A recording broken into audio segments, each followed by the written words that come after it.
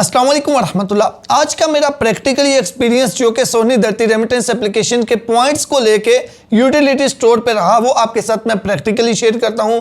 और उसके अलावा सोनी धरती रेमिटेंस एप्लीकेशन के कुछ इश्यूज आ रहे हैं, एरर आ रहे हैं, कौन कौन से एरर को कैसे हल करना है, क्या क्या पॉसिबल है, वो आज की वीडियो में आपके साथ डिटेल से शेयर करूंगा। अगर आप ओवरसीज हैं या ओवरसीज की फैमिलीज में से कोई भी हैं तो वीडियो को कहीं से भी स्किप नहीं कीजिएगा, क्योंकि वीडियो का हर एक पार्ट आपके लिए बहुत अहम होगा। तो सबसे पहले हम आपके साथ आज का एक्सपीरियंस शेयर करते हैं जो कि यूटिलिटी स्टोर का रहा। उसके बाद जो इशू जो एरर आ रहे हैं वो आपके साथ शेयर करेंगे। तो आज जैसे ही मुझे मैसेज आया, मैसेज तो बेसिकली कल ही आ गया था, यूटिलिटी स्टोर में दोस्त है उसने भी मैसेज किया था कि हमारे पास सिस्टम जो है उसने वर्क करना स्टार्ट कर दिया है, तो आप आ जाएं। तो आज मैं फालिया सिटी में गया यूटिलिटी स्टोर पे, तो वहाँ पे जाके मैंने कोई चीज़ें वगैरह ली। सबसे पहले मैंने ज़्यादा चीज़ें सेलेक्ट नहीं की, क्योंकि मैं ये चाहता था पहले चेक कर लूँ कि आया चीज़ें ले भी सकते हैं या नहीं, कोई एरर वगैरह तो नहीं आ रहा। तो कोई 2-3 ऑयल के डिब्बे लेके तो उसका मैंने बिल बनवाया। तो बिल बना के तो जैसे ही मैंने पेमेंट की तो वहाँ पे एरर आ गया, जो कि टेम्परेरी एरर का, टेम्परेरी सर्विस अनअवेलेबल का एरर शो कर रहा था। तो मैं परेशान हो गया कि ये क्या मसला है। फिर दोबारा ट्राई किया, फिर सेम इशू आ रहा था।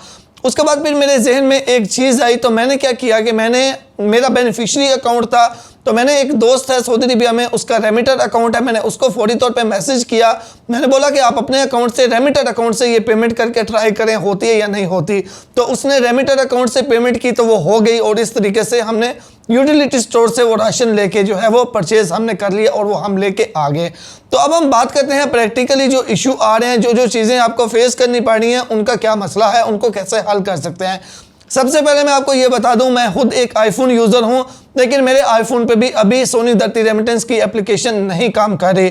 तो अगर आप भी आईफोन यूज़र हैं तो फिलहाल आपको एप्लीकेशन एंड्रॉयड मोबाइल पे ही चलानी पड़ेगी, क्योंकि जाहिर सी बात है जितने भी मोबाइल होते हैं, आईफोन है या एंड्रॉयड है, उनकी अलग अलग एप्लीकेशन होती हैं, अलग अलग उनको अपडेट करना होता है, अलग अलग उन पर काम करना होता है। तो फिलहाल जितनी भी एप्लीकेशन को अपडेट किया गया है, इसमें जो चीज़ें ऐड की गई हैं वो अभी एंड्रॉयड वालों के लिए की गई हैं। इसके बाद कुछ ही दिनों में, शायद एक हफ्ता भी लग सकता है, आईफोन वालों के लिए भी ये सब कुछ एक्टिव हो जाएगा। तो फिलहाल आईफोन यूज़र जो हैं वो एंड्रॉयड को ही इस्तेमाल करके अपनी एप्लीकेशन, अपनी आईडी को यूज़ कर सकते हैं। पहली चीज़ हो गई।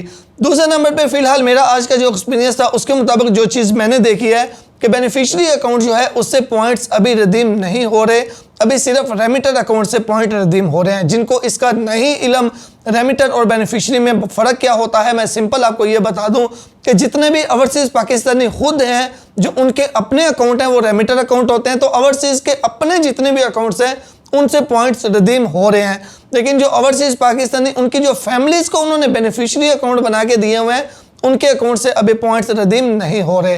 पहली चीज़। अब जो बेनिफिशियरी हैं उनसे जाहिर सी बात है पॉइंट्स रिडीम नहीं हो रहे, तो अभी फिलहाल जो रेमिटर है वो बेनिफिशियरी को पॉइंट ट्रांसफ़र भी नहीं कर पा रहा, क्योंकि ये सर्विस भी अभी फिलहाल अनअवेलेबल है। जब ये सर्विस एक्टिव हो जाएगी कि रेमिटर अपने अकाउंट से बेनिफिशियरी को पॉइंट भेज सकेगा, फिर साथ में बेनिफिशियरी की जो सर्विस है रिडीम की वो भी एक्टिव हो जाएगी।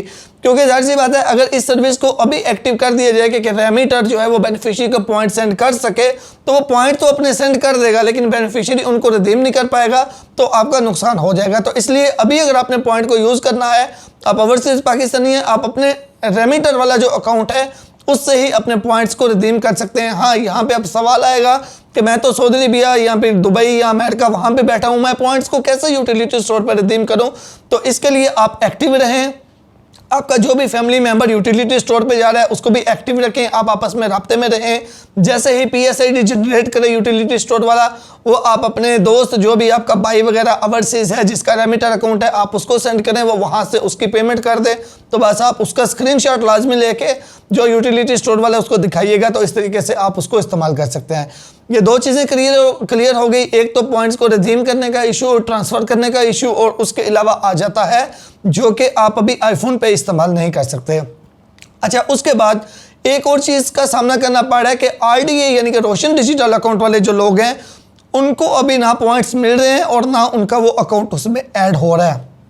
जैसा कि मैंने एक आपको वीडियो में बताया था कि ये जो जितना इशू बना है ये आरडीए अकाउंट की वजह से बना है। आरडीए अकाउंट की वजह से बहुत से लोगों ने गलत तरीके से पॉइंट्स लिए, तो उसमें काफ़ी दोस्तों ने उसका मजाक भी उड़ाया था कि ये कैसे हो सकता है, ये मुमकिन नहीं है, लेकिन ये एक हकीकत थी। और इसी वजह से अभी आरडीए अकाउंट पे पॉइंट्स नहीं मिल रहे, क्योंकि वो सिस्टम को कुछ इस तरीके से डिज़ाइन कर रहे हैं। अब जाहिर सी बात है, आपको पता है ये पाकिस्तान है, यहाँ पे काम कैसे होते हैं, तो स्टेप बाय स्टेप ही ये कवर होगा। ये भी अच्छी खबर है कि एप्लीकेशन स्टार्ट होगी, रिडीम होना शुरू होगी। चलो बेशक रेमिटर के हुए, लेकिन होना शुरू हो गए। तो ये आरडीए वाले जो अकाउंट हैं ये भी इंशाल्लाह कुछ ही दिनों के अंदर, शायद 1-2 दिन के अंदर ही ये भी सिस्टम अपडेट हो जाए। तो जैसे ही आपके साथ होता रहेगा स्टेप बाय स्टेप, ये सारी चीज़ें आपके साथ हम शेयर करते रहेंगे। अच्छा, उसके बाद एक और सवाल कि बहुत से लोगों के अभी भी अकाउंट्स ब्लॉक आ रहे हैं, जबकि कुछ लोगों के अकाउंट ठीक हो चुके हैं लेकिन कुछ के ब्लॉक आ रहे हैं। तो अभी भी जिन लोगों के अकाउंट्स, अभी बेनिफिशियरी को आप छोड़ दें, बेनिफिशियरी को साइड पे रखें, अभी सिर्फ रेमिटर को लेके चलें। तो जिनके रेमिटर के अकाउंट ब्लॉक आ रहे हैं वो अपनी कंप्लेंट रजिस्टर करें, तो इंशाल्लाह वो आपका 48 आवर्स के अंदर अंदर, लेकिन वो वर्किंग होने चाहिए, 48 आवर्स के अंदर अंदर वो आपका इशू जो है वो सॉल्व हो जाएगा। उसके अलावा एक और चीज़ आती है कि ओटीपी नहीं आ रहा या ओटीपी हम एंटर नहीं कर पा रहे। तो देखें, ये भी एक चीज़ को अपडेट किया गया है ताकि कोई बंदा पाकिस्तान में बैठ के किसी बाहर के बंदे का अकाउंट इस्तेमाल ना कर सके। इसलिए अब आपको जिस मोबाइल के अंदर आप एप्लीकेशन को इस्तेमाल कर रहे हैं, एप्लीकेशन को चला रहे हैं, उसी मोबाइल के अंदर आपकी ओटीपी वाली सिम होनी चाहिए और उसका ऑटो फिल का ऑप्शन ऑन होना चाहिए। तो वो ऑटोमेटिकली कोड जो है वो आपका एप्लीकेशन में, और जब ओटीपी आएगा वो एंटर हो जाएगा। इसीलिए मैंने आपको ये तरीका बताया कि जो रेमिटर, जो ओवरसीज पाकिस्तानी है, अगर वो पॉइंट्स को रिडीम करना चाहते हैं तो पहले ऐसे करते थे कि पाकिस्तान में उनका कोई बंदा, उनका भाई वगैरह अकाउंट लॉगिन करके खुद ही जाके चीज़ें ले लेता था, वो बाहर से ओटीपी सेंड कर देता था। तो इसलिए मैंने आपको ये तरीका अभी रिकमेंड किया है कि आपने अगर यूटिलिटी स्टोर से कुछ लेना है तो आप बिल बना के उसकी PSID, जो आपका बाहर बंदा है, आपका भाई है, आपके वालिद है, उनको सेंड करें। वो वहाँ पे एप्लीकेशन को ओपन करके बस उसको रिडीम कर दें, तो वो आपकी ट्रांजैक्शन इस तरीके से कंप्लीट हो जाएगी। तो ये भी एक नई चीज़ है कि आपको अब ओटीपी उसी मोबाइल में सिम होनी चाहिए, तभी आप एंटर कर पाएंगे। तो ये बेसिक कुछ चीज़ें थी, इनको आप फॉलो अप कीजिएगा। इसके अलावा आपके क्या इशू आ रहे हैं वो मुझे आप कमेंट्स बॉक्स में ज़रूर बता दें, तो उसके हवाले से मैं कमेंट्स में कोशिश करूंगा जवाब दे दूं।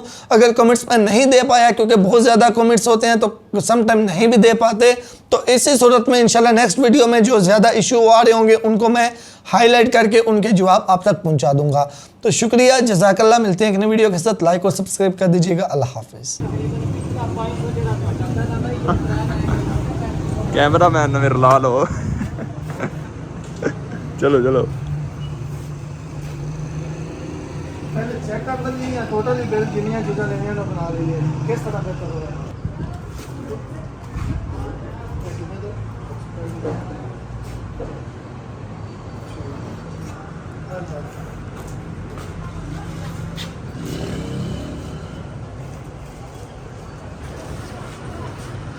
वो है